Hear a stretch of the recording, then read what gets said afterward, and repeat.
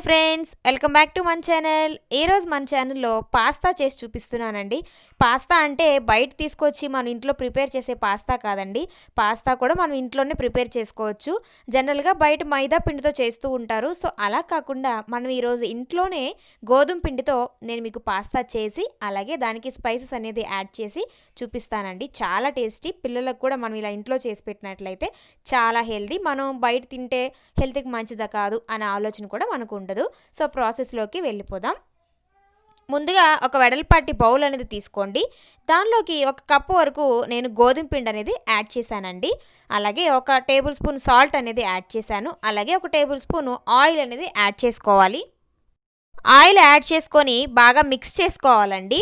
అంటే ఆ పిండి ఆయిల్ మరియు సాల్ట్ అన్నిటికీ కలిపే విధంగా, అంటే మొత్తం కలిసే విధంగా మిక్స్ చేసుకొని కొంచెం కొంచెం వాటర్ అనేది యాడ్ చేసుకుంటూ కలుపుకోవాలి.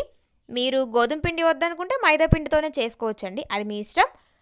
సో అలా చపాతీ పిండి కలుపుకున్నట్టు కలుపుకొని నెమ్మదిగా పక్కన పెట్టుకోవాలండి. ఒక ప్లేట్ అనేది పెట్టి క్లోజ్ చేసుకొని ఒక 10 or 15 మినిట్స్ నాననివ్వాలి. చూసారా, ఆ విధంగా కొంచెం బాగా నానితే సాఫ్ట్గా వస్తాయండి. ఇప్పుడు ఒక 10 మినిట్స్ తర్వాత మనం పూరీలు చేసుకునే చెక్క మీద ఆయిల్ అనేది అప్లై చేసి మనం నార్మల్గా పూరీని అయితే ఎలా ఒత్తుకుంటాం సేమ్ అలాగే ఒత్తుకోవాలండి. ఒత్తుకొని చాక్తో కట్ చేసుకోవాలి లైన్స్గా. ఇప్పుడు నార్మల్గా మనం బిస్కెట్స్ చేస్తూ ఉంటాం కదా, సేమ్ అదే ప్రాసెస్లో చాక్తో నెమ్మదిగా కట్ చేసుకోవాలి. అంటే మన సైజుని బట్టి కట్ చేసుకోవాలండి. నేనైతే వీడియోలో చూపించిన విధంగా కట్ చేస్తున్నాను, చూడండి. చూసారా, కట్ చేసుకొని స్క్వేర్లా వస్తుంది. ఇప్పుడు మనకు నచ్చిన షేప్లో మనం చేసుకోవచ్చండి. నేనైతే ఒక శంకు ఆకారంలో చేస్తున్నాను, చూడండి. ఆ విధంగా మీ ఇష్టం అండి. గవ్వల షేప్లో కూడా చేసుకోవచ్చు. నార్మల్గా గవ్వలు చేస్తూ ఉంటాం కదా, సో ఆ షేప్లో కూడా చేసుకోవచ్చు. ఇంకోటి చేసి చూపిస్తున్నాను, చూడండి.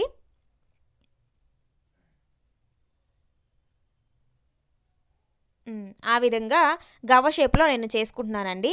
అలాగే మీ ఇష్టం, చాక్లెట్ షేప్లో చేసుకోవచ్చు, లేదు అనుకుంటే నార్మల్గా రౌండ్స్లోనే చేసుకోవచ్చు. ఇప్పుడు చూడండి, అలా చాక్లెట్ షేప్లో చేశాను.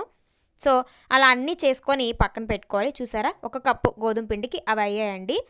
ఇప్పుడు స్టవ్ మీద ఒక గిన్నె పెట్టి దానిలోకి ఒక 3/4 వరకు వాటర్ అనేది వేసి ఒక చెంచా సాల్ట్ అనేది వేసానండి. వాటర్ అనేది బాయిల్ అవ్వాలి. అలాగే ఒక టేబుల్ స్పూన్ ఆయిల్ అనేది వేసాను. చూసారా, ఆ విధంగా వాటర్ అనేది బాయిల్ అవ్వాలండి. కొంచెం బాగా వేడెక్కి బాయిల్ అవ్వాలి. ఇప్పుడు మరుగుతున్నప్పుడు మనం పక్కన పెట్టుకున్న పాస్తా కోసం ప్రిపేర్ చేసుకున్న పిండిని వేసుకోవాలి దాంట్లో.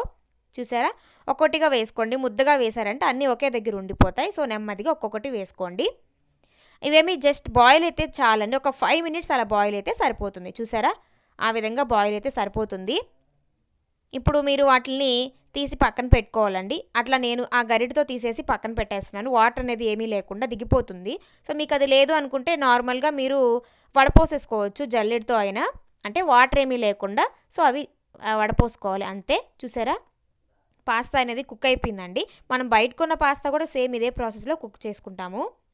ఇప్పుడు అవి పక్కన పెట్టుకొని స్టవ్ మీద ఒక వెడల్పాటి కడాయి లాంటిది పెట్టుకొని దానిలో ఒక 5 టేబుల్ స్పూన్స్ వరకు ఆయిల్ అనేది నేను యాడ్ చేశాను. మీరు ఆయిల్ ప్లేస్లో వెన్న కూడా యాడ్ చేసుకోవచ్చు.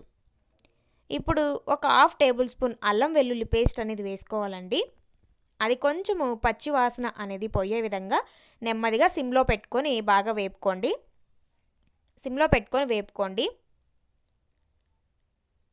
ఇప్పుడు కొంచెం వెల్లుల్లి రెమ్మల్ని, ఒక 5 లేక 6 వెల్లుల్లి రెమ్మల్ని సన్నగా చాప్ చేసుకోవాలంటే చాలా సన్నగా కట్ చేసుకోవాలి.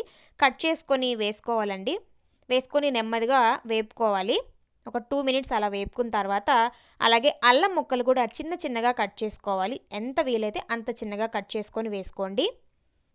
ఒక చిటికెడు సరిపోతుంది. అలాగే ఒక చిన్న సైజ్ ఆనియన్ తీసుకొని సన్నగా కట్ చేసుకొని వేసుకోవాలండి. కొంచెం బాగా, అంటే ఎక్కువగా ఆనియన్స్ కావాలి అనుకున్న వాళ్ళు కొంచెం ఎక్కువ వేసుకోండి, సరిపోతుంది. కొంచెం ఆనియన్ అనేది కొంచెం కుక్ అయిన తర్వాత పచ్చిమిర్చి అనేది ఒక 3 పచ్చిమిర్చి తీసుకొని సన్నగా కట్ చేసుకు వేసుకున్నానండి. మీరు బాగా స్పైసీనెస్ తీసుకోవాలి, ఇంకొంచెం ఆనియన్స్ ఎక్కువగా కావాలి అనుకుంటే ఇంకొంచెం ఎక్కువ యాడ్ చేసుకోండి. నేనైతే ఒక కప్ గోధుమ పిండికి ఇవి సరిపోతాయని వేస్తున్నాను. సో అవి కొంచెం వేగనివ్వండి. సిమ్లో పెట్టుకొని వేయించుకోండి, లేదంటే అన్నీ సరిగా వేగవు. తర్వాత క్యాప్సికమ్ని యాడ్ చేస్తున్నాను. ఒక 1/2 ఇంచ్ క్యాప్సికమ్ తీసుకొని ఒక పెద్దగా, అంటే మరీ చిన్నగా కాకుండా ఇంకొంచెం పచ్చిమిర్చి కంటే ఇంకొంచెం పెద్ద సైజ్ కట్ చేసి వేసుకున్నాను. అలాగే ఒక చిన్న క్యారెట్ ముక్క తీసుకొని సన్నగా కట్ చేసుకొని వేసుకున్నానండి. మీ ఇష్టం, ఆప్షనల్ అండి క్యాప్సికమ్, క్యారెట్ అనేది. తర్వాత కొంచెం కుక్ అయిన తర్వాత లాస్ట్‌లో టమోటా అనేది యాడ్ చేశాను సన్నగా కట్ చేసుకొని. ఇంకా మీరు పచ్చి బఠానీ యాడ్ చేసుకోవచ్చు. ఇంకా ఇష్టంగా ఉంటే స్వీట్ కార్న్ కూడా యాడ్ చేసుకోవచ్చండి. ఏమైనా యాడ్ చేసుకోవాలి, మన ఇష్టం అది. సో, ఇప్పుడు ఒక 5 టేబుల్ స్పూన్స్ వరకు వాటర్ అనేది వేశానండి. ఎందుకంటే అవి కొంచెం కుక్ అవ్వాలని వేశాను. అంటే పాస్తా సాఫ్ట్‌గా ఉండి ఇవి క్రంచీగా ఉంటే అంత టేస్ట్ అనిపించదు. సో, కొంచెం వేశాను. అలాగే ఒక హాఫ్ టేబుల్ స్పూన్ వరకు టమోటో సాస్ అనేది నేను యాడ్ చేశానండి ఫస్ట్‌లోనే.